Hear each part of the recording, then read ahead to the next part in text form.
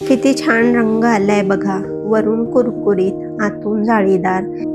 रात्रभर भिजवून घेतलेली उडद डाळ अर्धा तासापूर्वी चाळणीमध्ये पाणी निथळवायसाठी ठेवलं होतं. आता मिक्सरला बारीक वाटून घ्यायची. अगोदर कोरडीच वाटायची, नंतर थोडंसं पाणी घालून चांगली स्मूथ पेस्ट तयार करून घ्यायची. वाटण्यासाठी पाण्याचा कमीत कमी वापर करायचा आहे. वाटलेली डाळ चांगली फेटून घ्यायची. मी इथे 10 मिनिटे फेटलेलं आहे. ही प्रोसेस खूप महत्त्वाची आहे, त्यामुळेच वडे हलके आणि जाळीदार होतात. पीठ तयार आहे हे पाहण्यासाठी वाटीमध्ये थोडंसं पाणी घेऊन पिठाचा छोटा गोळा पाण्यामध्ये टाकायचा. गोळा पाण्यावरती तरंगला म्हणजे पीठ तयार आहे असं समजायचं. आता चवीनुसार मीठ, 7 ते 8 बारीक कापलेलं लसूण, बारीक कट केलेलं अद्रक, कोथिंबीर, एक छोटा बारीक कापलेला कांदा, 2 हिरवी मिरची घालून चांगलं मिक्स करून घ्यायचं. 1 चमचा तांदळाचं पीठ घालते. पाव किलो डाळीसाठी 1 चमचा तांदळाचं पीठ वापरायचं आहे. पिठामुळे वड्यांना कुरकुरीतपणा येतो.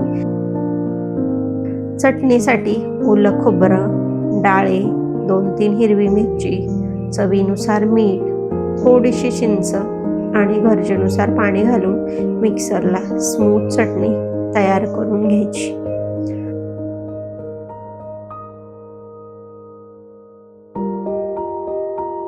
तुम्हाला चटणीची कन्सिस्टन्सी जशी हवी आहे त्यानुसार पाणी ॲडजस्ट करा.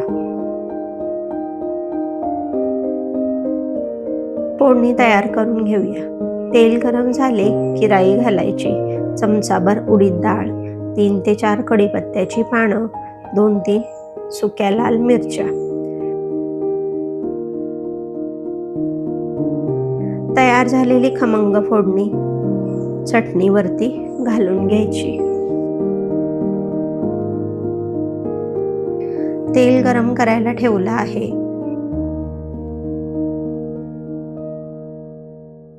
तेल गरम झाले की हाताला पाणी लावायचं. पिठाचा छोटा गोळा घेऊन हलक्या हाताने गोल गोल फिरवून मऊ थोडा चपटा गोळा बनवून घ्यायचा. अंगठ्याने त्याला मध्ये होल करून घ्यायचं आणि एका बाजूने कढईमध्ये सोडायचं.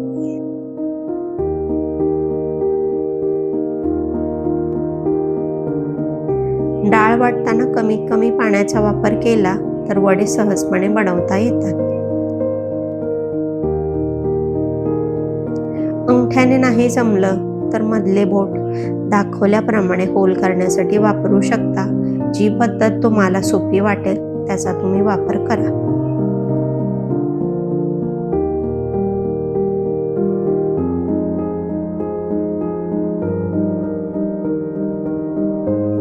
तीन ते 4 मिनिटे अजिबातच हलवायची गरज नाही. गॅस मध्यमच ठेवलेला आहे.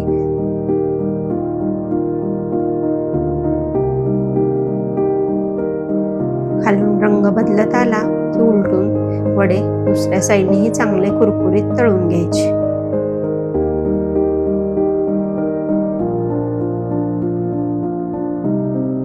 व्यवस्थित तुम्ही फेटलं की वडे चांगले हलके होतात आणि तांदळाच्या पिठामुळे कुरकुरीतपणाही येतो.